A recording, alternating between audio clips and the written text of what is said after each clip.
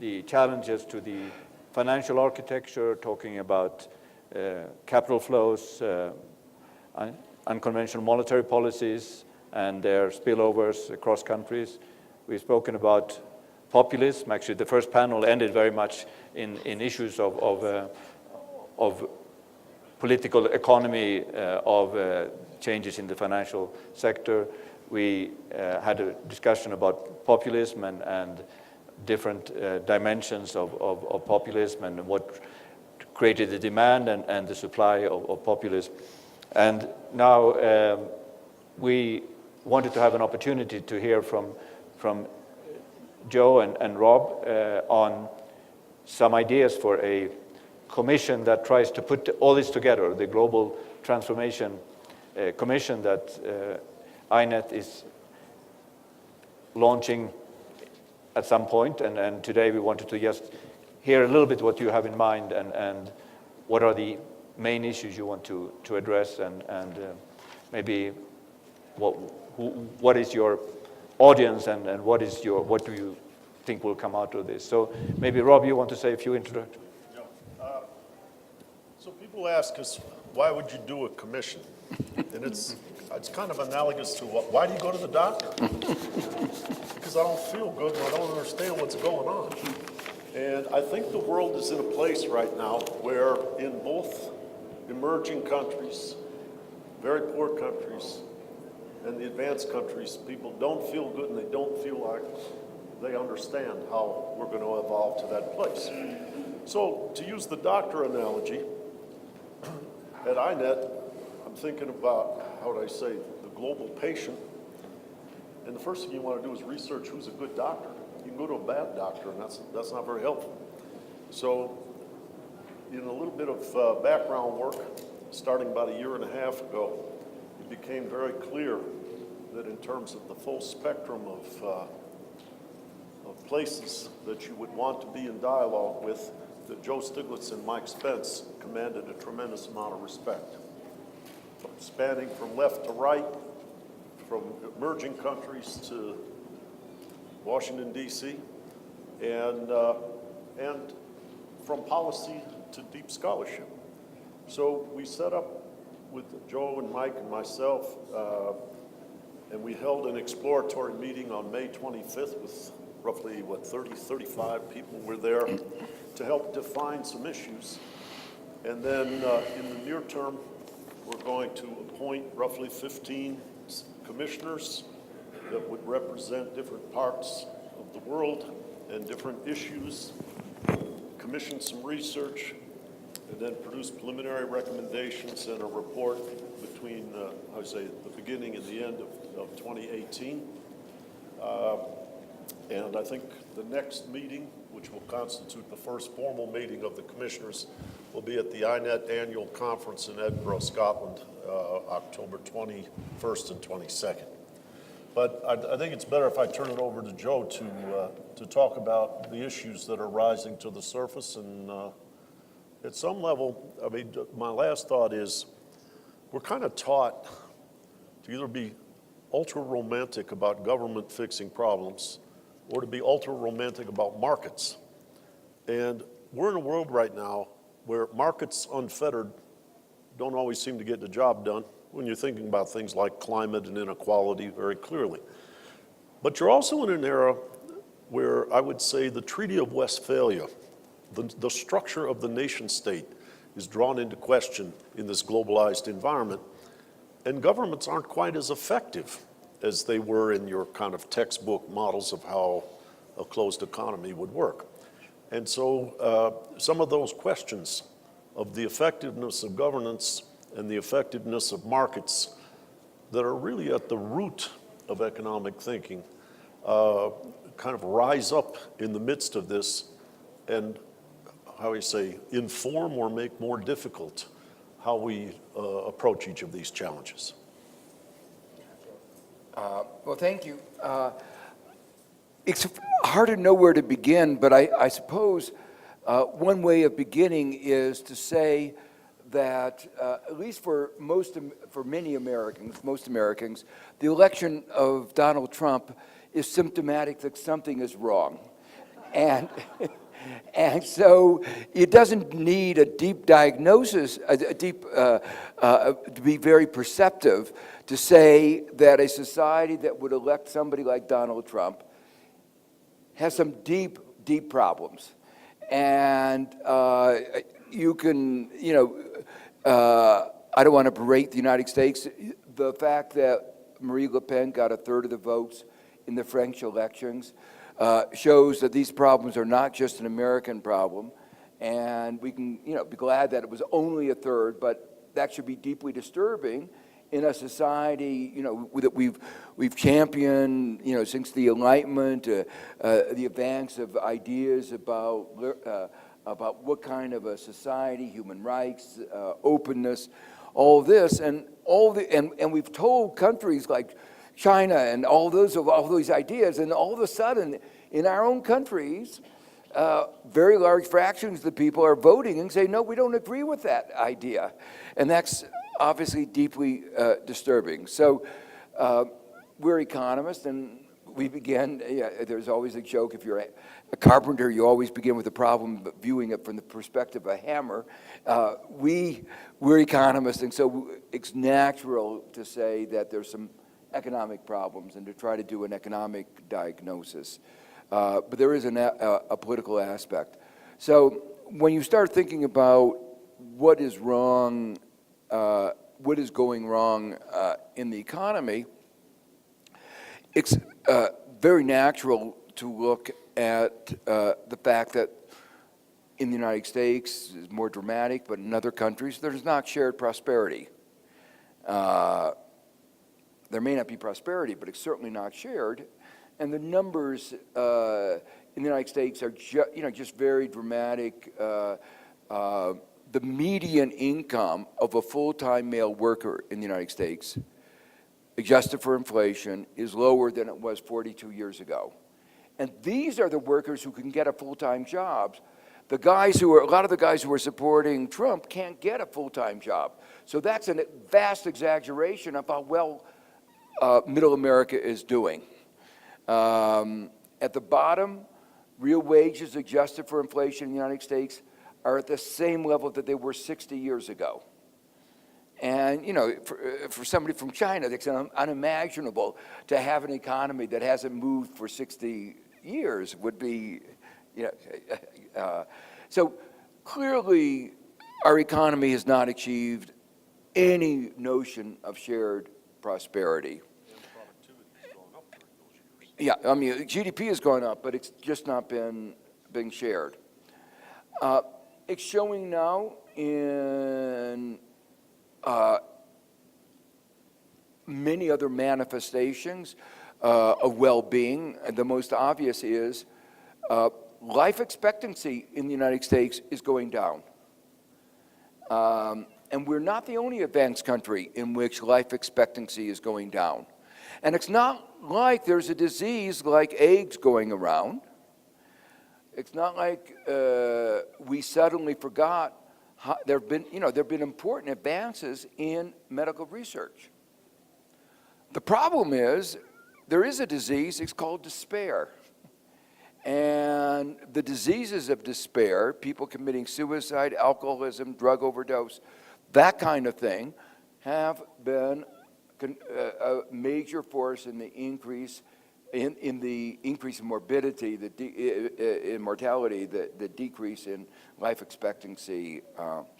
So clearly, that's, you might say, a number one issue that has to be addressed. There's a second related issue that is moving up in the agenda of anxiety, and that's jobs. And when I say anxiety is that you saw it again in the American election. People say our jobs have gone somewhere else. And in many of these areas, there aren't jobs. But the fear is even greater. I mean, 3 or 4 years ago, 5 years ago, when I would go to Davos and I would meet with the head of Google, they were all techno-optimists. And they would say, don't worry, at the beginning of the 20th century, cars came in and destroyed buggy whips and many other jobs, but we created more jobs. But in the last 2 years, with the real significant advances in artificial intelligence,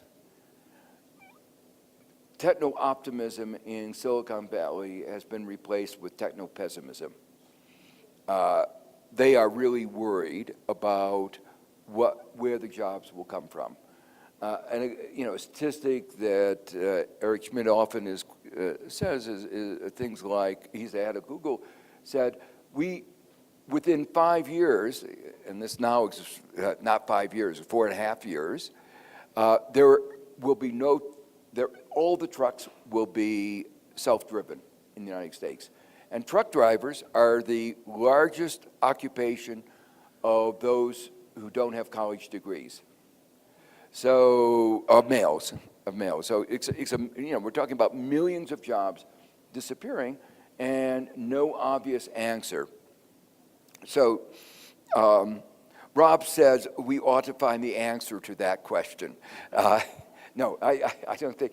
The point is, I think we have to have a better diagnosis of why there isn't the shared prosperity.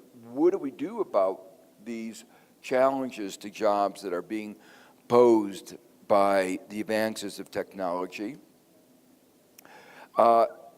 Sustainability, 50 years ago, nobody talked about our planetary boundaries.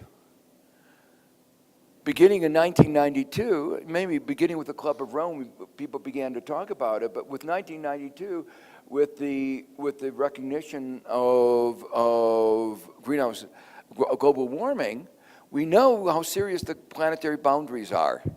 It's no longer a question, and yet our economics hasn't really addressed it. And there are some countries, like my own, who tries to pretend there are significant parts of the population who deny it.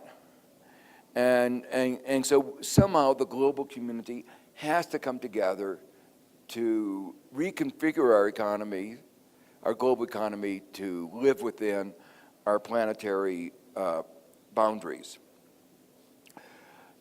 There are some more, you might say, more immediate problems. Globalization, which has been championed for 40 years, is now clearly, in the country which championed it, under question. And you can say for a good reason. The advocates of globalization said it was going to benefit everybody. And it is so obvious that there have been many losers. And the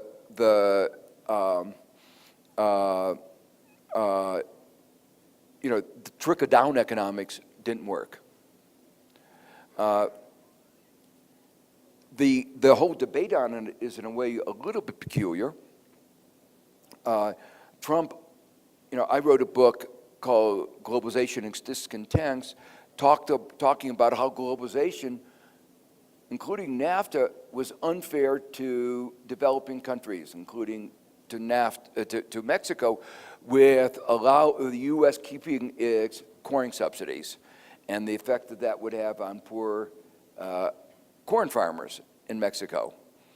Well, the view that suddenly developed in the United States is that these trade agreements have been unfair to the United States. Now, you have to be, this takes a kind of a mind warp to come to, because who wrote those trade agreements? The United States. Trump says we got snookered, but we wrote the trade agreement. It wasn't like we got snookered, it was a trade agreement that our trade negotiators basically dictated. We allowed the others to talk about, you can get 2 years or 2 years and 6 months to adjust. But in terms of the core agreement, it was written by the United States.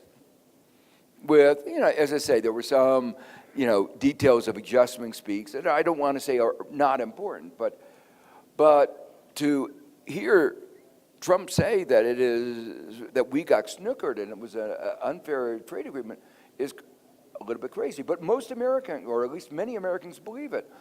And then you ask the question, how is globalization, which was supposed to be good for everybody, wind up making everybody in the developing countries, or many in the developing countries, unhappy, and many people in the developed countries unhappy, when it was supposed to make everybody happy? Well, the answer is, in many ways, globalization was, many of the provisions are very clearly provisions that were dictated by corporate interest for corporate interest. So, for instance, the provisions on the investment agreements where corporations can sue governments if they change a regulation, an environmental regulation, to protect the environment. And the U.S. Congress, there was a discussion about, in the TPP, whether climate change should be exempt from that. And the Republicans said no,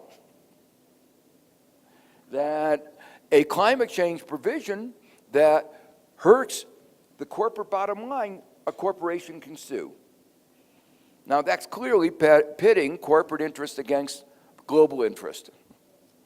So that's at least part of it. And part of it, at least, there is a growing sense that what was really going on was not that these inequality effects were something that was an accident that nobody anticipated. In fact, they were anticipated. Economists like me said they were going to happen. And the Republicans in the U.S. Congress said, we don't want to help the people who are going to be hurt. They have consistently opposed any help. We call it a trade assistance. I'm going to add a few Democrats to that pile, my friend. Yeah. So the consequence of this was, it is a picture, the effect of which was the trade agreements were weakening the bargaining power of workers, the effect of which would lower wages. And so maybe the inequality was not an accident, it was part of the game. Well, all of this, I'm just giving examples of some of the questions that are being raised, but the questions that are being raised is, how do we deal with with globalization? How do we deal with technology?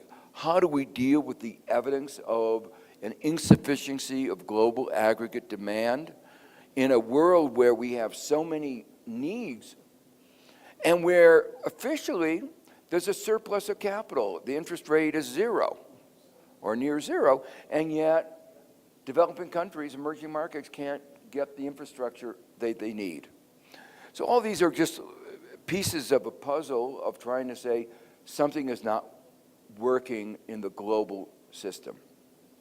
Now, okay, say, yeah. issue that was explored in great depth, and Eric was with us at the exploratory meeting, which was how the nature of technology affects development strategies in the emerging countries going forward. With global supply chains and artificial intelligence, past may not be prologue. The East Asian model of development doesn't look like it'll work with global supply chains, and you can't really do infant industry protection to gain knowledge and learning by doing.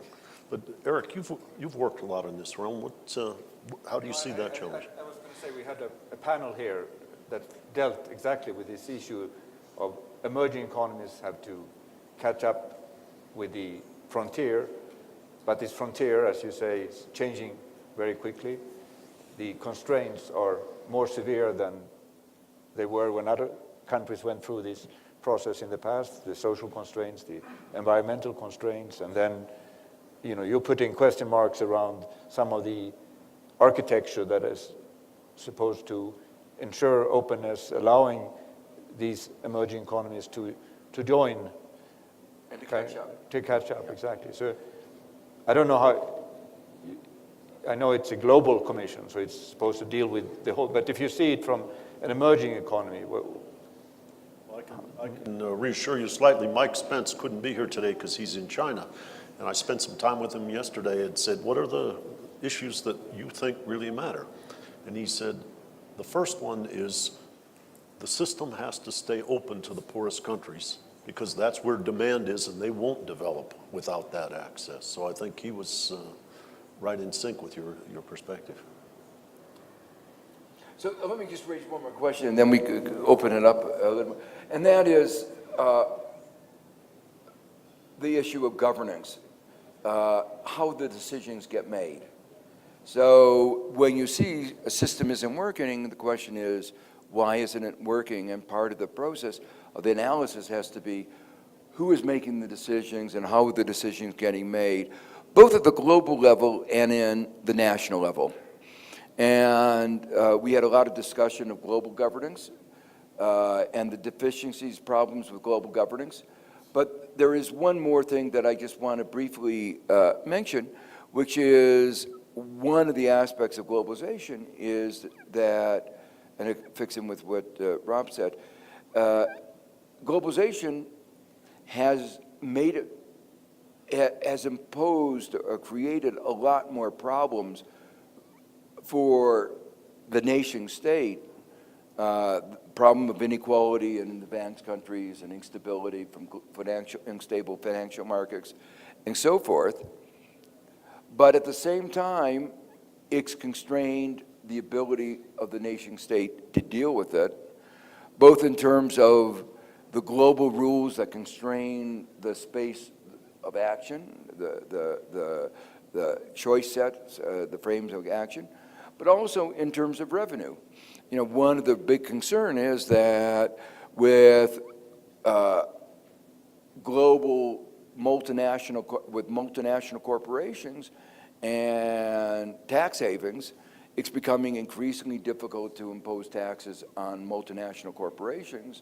And so even in the United States, but even worse in the developing countries, and the result of that is what used to be an important source of revenue is declining dramatically.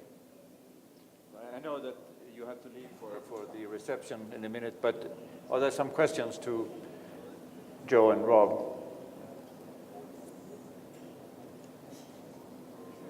What is the first products that you expect? Do we have microphones? You said the first products? Well, I think we have to gather, how would I say, a group of people and shape what you might call the frontiers of possibility around. First of all, choose the issues, though I think we're well on our way there. Shape the trade-offs. There may be disagreement within the group, and you want to show the frontier, the spectrum of possibilities, and produce probably a public group announcement or recommendations at some forum, I would guess first half, towards the end of the first half of next year. Then there will be there'll be some research that's commissioned. There will be a website with that whole bibliography and links to both things that we commission, things that people think are relevant, that will underpin a final report. And then my understanding is that Anatol Koletsky, who is part of the INET board and a journalist and involved in GovCal, has agreed to be the rapporteur, and we will produce a final report probably around the beginning of 2019 that goes into depth of, how we say, the findings of all the commissioners. Can I just make one more general comment, because you used the word trade-offs. One of the things that is different today from many of the problems that economists have dealt in the past is economists always talk about trade-offs. You have to get. One of the things that increasingly we're becoming aware of is we've gotten so extreme in some of our policy frameworks that there are win-win areas. So for instance, the IMF and many other people have been arguing that inequality is so great that we could reduce inequality and have faster economic growth. So that the usual way we conceptualize it is, well, inequality is bad, but if you want to do anything about it, it would slow growth. There's a growing consensus today that the magnitude of the inequality and the forms in which inequality has been created actually have the effect of undermining our societal performance.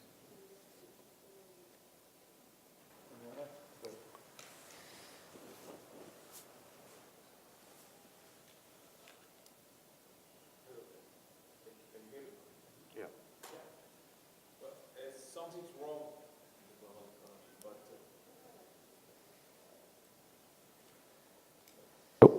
Working? You mentioned something wrong in the global economy, but it looks like Trump used that narrative to be elected.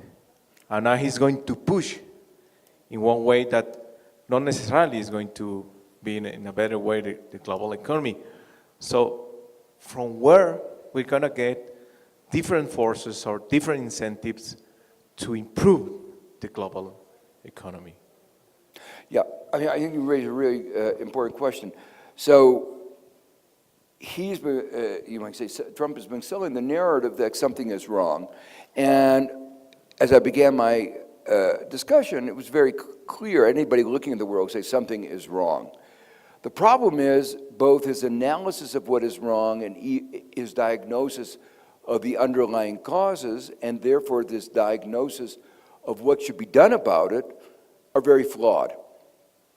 One of the motivation, one of the importance, reasons why a commission like this might be important is that I think very important to try to construct, you might call another narrative, another set of diagnoses of why things aren't working, and another set of policies that would make it work better. I mean, and an explanation why the kind of retreat against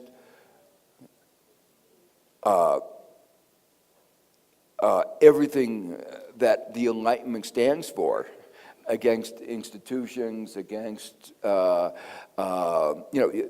kind of bigotry and the kind of racism and misogyny and all that, including closing up economies, anti-migration, will actually make people, including the groups that he ostensibly says he is concerned about, he will make them worse. So I think this is really very important because so far the main debate is, you just listen to what he says and there's enough absurdity, notions of alternative facts and all that, you can laugh at it, but there hasn't been you can't walk away from the fact that things haven't gone well and that the elites who argued for globalization and for all that were wrong in about their prediction of what would happen. And that's one of the reasons why, the politics has come out the way it has. So I think one has to say, that earlier story was wrong, but Trump's story is even more wrong. So we had a panel on populism here, and one of the key findings, or that there was quite a strong sense that we had not focused enough on process, and that yes, we know that there are outcomes, and you've spoken about what's happened to life expectancy in the U.S. and many other advanced economies. We know the problems that in terms of outcomes in many developing and emerging economies. But what is the Commission going to do about process? And how are you going to try to open up the process for people in different parts of society, different economies to be part of shaping the agenda? Well, I think part of this exercise, from my point of view, is that economists have been slightly, or more than slightly, too mute about the rise of the things that brought Trump to power. And there are people, leaders like the man sitting next to me, who are outspoken. But there wasn't a lot of momentum within the profession. So having a commission like this is designed to bring attention, and now, I would say, from the profession to the public, an acknowledgement that these problems are real, that we see them too. The question of process, I think, may revolve around diagnosing malfunctions. Joe's book, Free Fall, talks a lot about the wrong way to handle a financial crisis. We talked in that panel that you mentioned that I was also a part of about the crisis of wrong bailouts, not penalizing people, not prosecuting people, and giving money to people with no contingencies led to a crisis in the legitimacy of all forms of governance. I think you and I were both surprised because when the crisis hit, we thought, okay, we'll go back to a more sober regulatory environment, and then both left and right were so suspicious of government, you couldn't mount the energy for that. Yeah. I mean, and just to follow up, what was so striking was that the U.S. Treasury, which in its relationship with emerging markets and developing countries, whenever there was assistance, a bailout, would always list, 100 or 200 conditionalities that had to be satisfied. It was, extreme. When it came to American banks, no conditionality, zero. Even, I just wanted them one conditionality: lend money to small and medium-sized enterprise and don't discriminate against African Americans and Hispanics. Not a big deal, but the Obama administration said that would hurt their feelings to impose conditionalities. It would mean that we weren't trusting them, and if we hurt their feelings, who knows what they might do? They might stop. They might, be unhappy, and we wouldn't want that to happen. So it was actually the craziest argument I have ever heard, but they actually thought that way. And so there was no conditionality, even of this minimal kind that I've just described. Okay. So just to go to Eric's question for a moment, the diagnosis of malfunction in governance is part of understanding what must be done to restore trust and functioning and legitimacy and improve the process. Okay. One last question. Okay, thank you very much. Mr. Stiglitz, very quick question just came to my mind with this argument you just made in the last part of your conversation.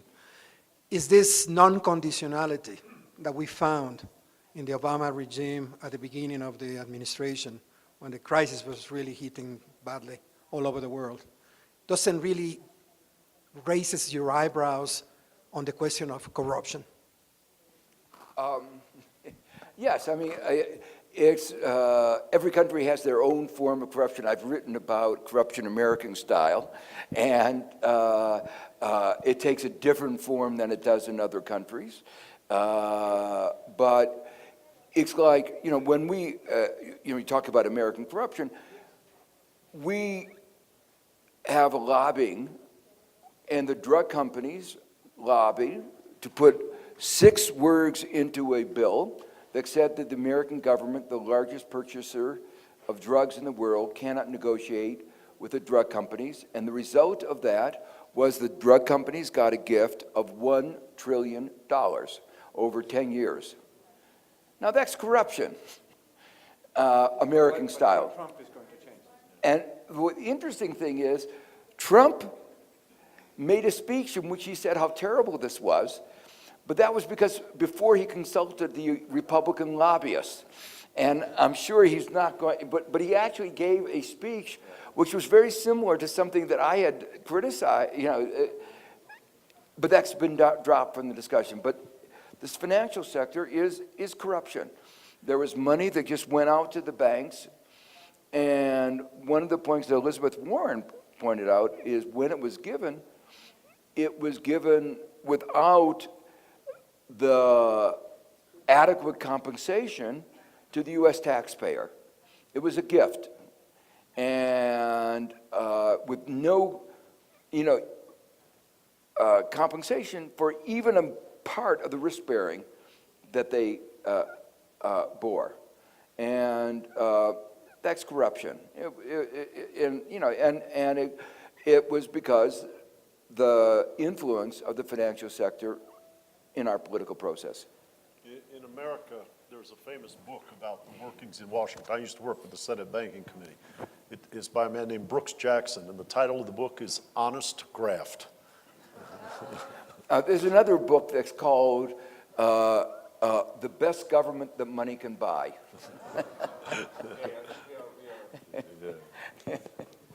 On those words, I think we should conclude. Thank you very much, Joe, and I wish you luck on it.